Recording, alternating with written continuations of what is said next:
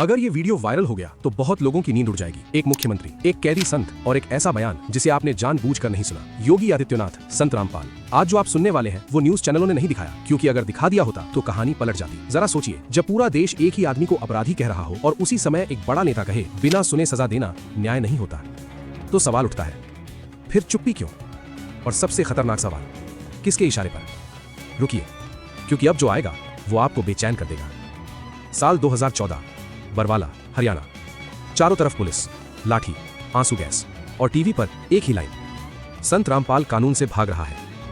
लेकिन उसी साल एक मंच पर खड़े होकर योगी आदित्यनाथ ने कुछ ऐसा कहा जो कैमरे में तो कैद हुआ पर जनता तक नहीं पहुंचा। उनका सवाल था, अगर जांच पूरी नहीं हुई तो फैसला कैसे सुना दिया गया? अब ध्यान दीजिए, अगर यह बयान झूठा था तो इसे काटा क्यों गया? अगर यह सच था तो इसे दबाया क्यों गया? यहीं से शक पैदा होता है, क्योंकि हर बड़े केस में एक ही पैटर्न दिखता है। पहले नाम बदनाम, फिर भीड़ तैयार, फिर सवाल पूछने वाला गद्दार, और जनता वो भावनाओं में बहा दी जाती है। आपसे एक सीधा सवाल, अगर कल किसी और को इसी तरह फंसा दिया गया तो क्या आप भी बस तालियां बजाते रहेंगे? और रुकिए, क्योंकि असली डर अभी बाकी है।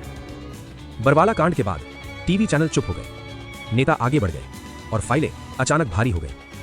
लेकिन कोर्ट रिकॉर्ड कुछ और कहता है। साल 2015, पंजाब और हरियाणा हाईकोर्ट। एक याचिका लगती है, सीधी मांग, पूरे केस की निष्पक्ष जांच हो। और यहीं पर एक अजीब बात होती है, जिन गवाहों के बयान एफिडेविट में दर्ज थे वही गवाह चार्जशीट से गायब। कोई स्पष्टीकरण नहीं, कोई जवाब नहीं। अब आप खुद बताइए, गवाह अपने आप उड़ जाते हैं क्या? और तभी याद आता है योगी आदित्यनाथ का वो बयान, न्याय में जल्दबाजी अक्सर सच्चाई को कुचल देती है। अब सवाल बदल चुका था। यह सवाल अब संत रामपाल का नहीं था। यह सवाल था, क्या सिस्टम पहले फैसला करता है फिर सबूत ढूंढता है? और यहीं से डर पैदा होता है, क्योंकि अगर आज एक संत के साथ ऐसा हो सकता है तो कल किसी भी आम आदमी के साथ हो सकता है। आपसे एक सीधा सवाल, अगर कोर्ट में बोले गए शब्द टीवी पर काट दिए जाएं तो जनता क्या देखेगी? बस वही जो उसे दिखाना है। और यहीं कहानी फिर नहीं रुकती, क्योंकि अगले मोड़ पर एक ऐसा आदेश आता है जिससे पूरा देश या तो चुप हो गया या डर गया। बरवाला के बाद पूरा सिस्टम एक सुर में बोल रहा था। टीवी बोला, कानून अपना काम करेगा। नेता बोले, सबूत पुख्ता है। और जनता से कहा गया, चुप रहो, सब सही है।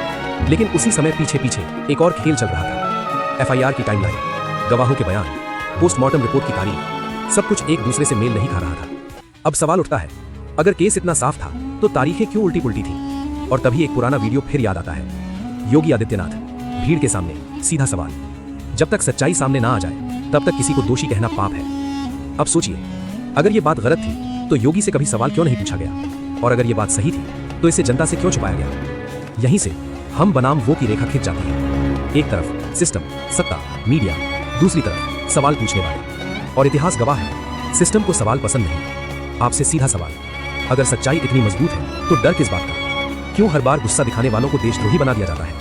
और यहीं कहानी और गहरी हो जाती है। अब रुकिए, सांस रोक लीजिए, क्योंकि अब जो सामने आता है वो पूरी कहानी पलट देता है। साल 2018, कोर्ट का फैसला। टीवी ने एक लाइन चलाई, संत रामपाल दोषी करार। बस इतना ही।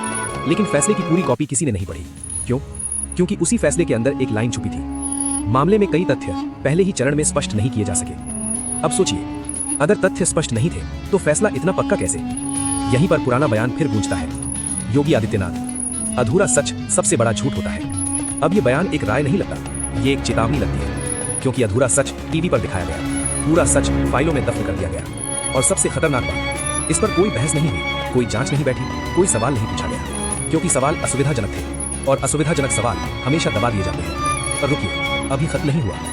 अब आपसे एक आखिरी सवाल, अगर आज आप सिर्फ इसलिए चुप हैं क्योंकि ये मामला किसी और का है, तो कल जब आपके सामने कोई अधूरा सच रखा जाएगा तो आपको कौन बचाएगा? यही वजह है कि ये वीडियो जरूरी है। ये संत रामपाल के बारे में नहीं, ये योगी आदित्यनाथ के बयान के बारे में भी नहीं, ये उस सिस्टम के बारे में है जो तय करता है कि आपको क्या जानना चाहिए और क्या नहीं। अगर आज भी आपने सवाल नहीं पूछा तो समझ लीजिए, सच हारा नहीं है, हमने हार मान ली है। और याद रखिए, इतिहास कभी चुप रहने वालों को माफ नहीं करता। अगर आप समझना चाहते हैं कि ऐसे कितने मामले पहले भी दबाए गए हैं, तो अगला वीडियो अपने आप आपको बुलाएगा, क्योंकि ये कहानी यहीं खत्म नहीं होती। सच को दबाया जा सकता है पर मिटाया नहीं। अगर आपको लगता है कि ऐसे सवाल हर किसी को पूछने चाहिए तो इस चैनल से जुड़े रहना जरूरी है। यहाँ खबरें नहीं मिलती, यहाँ वो सच मिलता है जो बाकी जगह दबा दिया जाता है। 2014 की एक रात, जब हरियाणा का आसमान गोलियों की आवाज से गूंज उठा, लाखों लोग दहशत में थे और एक इंसान, संत रामपाल, चारों तरफ से घिर चुका था। पर क्या वो अपराधी था या सिस्टम ने उसे बना दिया? अगर ये वीडियो अभी नहीं देखा तो आप हमेशा झूठ पर यकीन करते रहेंगे। बरवाला हरियाणा, एक शांत गांव, लेकिन नवंबर 2014 में ये जगह एक जंग का मैदान बन गई। 30,000 पुलिसकर्मी, 2,000 से ज्यादा आंसू गैस के गोले, हेलीकॉप्टर तक तैयार थे जैसे कोई आतंकी छिपा हो, और टारगेट था एक धार्मिक संत रामपाल। कहा गया उन्होंने अदालत का आदेश नहीं माना, लेकिन सवाल है क्या कोर्ट का आदेश इतना बड़ा खतरा था कि सरकार ने पूरे राज्य की पुलिस उतार दी? मीडिया कैमरे ऑन थे पर सच्चाई ऑफ कर दी गई। पुलिस बोली हम तो बस कानून का पालन कर रहे हैं, और भक्त बोले हमारे गुरु निर्दोष है, ये साजिश है। अब आप सोचिए किस पर भरोसा किया जाए, क्योंकि असली खेल अदालत के आदेश से शुरू नहीं हुआ था। वो तो शुरू हुआ था जब संत रामपाल ने सिस्टम के खिलाफ बोलना शुरू किया था। 11 नवंबर 2014 बरवाला में सूरज डूब रहा था, पर आश्रम के अंदर बेचैनी बढ़ रही थी। हजारों लोग प्रार्थना कर रहे थे कि पुलिस पीछे हट जाए, लेकिन तभी आदेश आया, ऑपरेशन शुरू करो। गोलियां नहीं पर आंसू गैस के गोले बरसने लगे। महिलाएं अपने बच्चों को कपड़े में लपेटकर भागने लगी। किसी के सिर पर चोट, किसी की आंखों में जलन। आवाजें गूंज रही थी, हमें जाने दो, लेकिन बाहर से जवाब आया, सरेंडर करो। रामपाल ने एक और बयान भेजा, मैं कोर्ट में पेश होने को तैयार हूँ, बस लोगों को सुरक्षित निकलने दो। पर प्रशासन ने कहा पहले आत्मसमर्पण, और फिर आग लग गई। कई घंटे तक आश्रम में अराजकता फैल गई। बिजली काट दी गई, पानी बंद कर दिया गया। अंदर के लोग बोले हमें घेर कर मारा जा रहा है। बाहर के एंकर बोले ये बाबा आतंक मचा रहा है। दोनों कहानियां चल रही थी, पर सच्चाई कौन बता रहा था? जब कैमरे अंदर पहुंचे तो जो दिखाया गया वो डरावना था। टूटी दीवारें, बिखरा सामान, घायल लोग। पर क्या कैमरे ने वो भी दिखाया किसने पहले हमला किया था? सरकारी रिपोर्ट में लिखा 6 लोगों की मौत, पर रामपाल के भक्त बोले ये मौतें पुलिस एक्शन से हुई। कोई जांच नहीं, कोई निष्पक्ष रिपोर्ट नहीं। मीडिया ने बस एक हेडलाइन चलाई, फर्जी बाबा गिरफ्तार। बस कहानी वहीं खत्म कर दी गई। लेकिन असल में यहीं से नया खेल शुरू हुआ था। भगवान रामपाल को गिरफ्तार किया गया, पर उनके अनुयायियों को नहीं छोड़ा गया। हजारों को हिरासत में लिया गया। कई महिलाओं के साथ दुर्व्यवहार की खबरें आईं, पर किसी ने रिपोर्ट नहीं किया। क्या कानून का नाम लेकर इंसानियत को कुचल देना न्याय है? क्या सिस्टम इतना अंधा हो सकता है कि किसी की आस्था को अपराध बना दे? कानून नहीं झुका, पर इंसानियत जरूर टूट गई। संत रामपाल को उसी रात कोर्ट ले जाया गया। चेहरे पर थकान थी, पर आंखों में डर नहीं। उन्होंने बस इतना कहा, मैं निर्दोष हूँ, एक दिन सच सामने आएगा। और उस एक लाइन ने करोड़ों भक्तों को हिला दिया। क्योंकि जब कोई इंसान जेल जाता है तो या तो वो अपराधी होता है या फिर इतना सच्चा कि सिस्टम बर्दाश्त नहीं कर पाता। 2014 के बाद 37 केस, हत्या, साजिश, बंधक बनाने जैसे आरोप। हर सुनवाई में कैमरे आए, पर जब केस कमजोर पड़ते गए कैमरे गायब हो गए। 2022 में कई मामलों में संत रामपाल बरी हुए। कोर्ट ने माना कई सबूत झूठे थे। कुछ गवाहों ने खुद कहा हम पर बयान देने का दबाव था। पर ये खबर शायद आपने टीवी पर नहीं देखी होगी। जो आदमी लोगों को शराब, नशा, जुआ छोड़ने की सलाह देता था, वो कैसे हत्यारा हो सकता है? जो कहता था सच्चा भक्त वही जो अहिंसा पर टिके, उसे हिंसक बताया गया।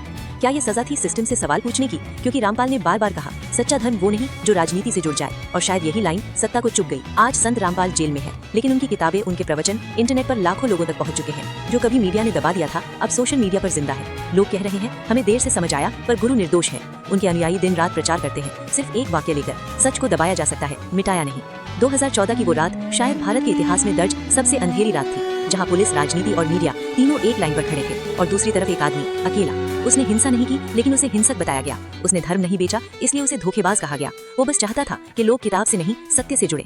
और यही कारण है कि आज लाखों लोग कहते हैं रामपाल ने हमें धर्म नहीं, सोच दी। सवाल अब भी अधूरा है, क्या 2014 की वो रात न्याय थी या षड्यंत्र? क्या हम सब उस झूठ का हिस्सा बन गए जिसे सच्चाई कहकर दिखाया गया? अगर आज भी हम चुप हैं, तो कल किसी और संत, किसी और इंसान की आवाज यूं ही दबा दी जाएगी। अगर आप चाहते हैं कि सच्चाई फिर से बोले, तो अगले वीडियो में देखिए रामपाल बनाम सिस्टम, अदालत के अंदर क्या हुआ था। क्योंकि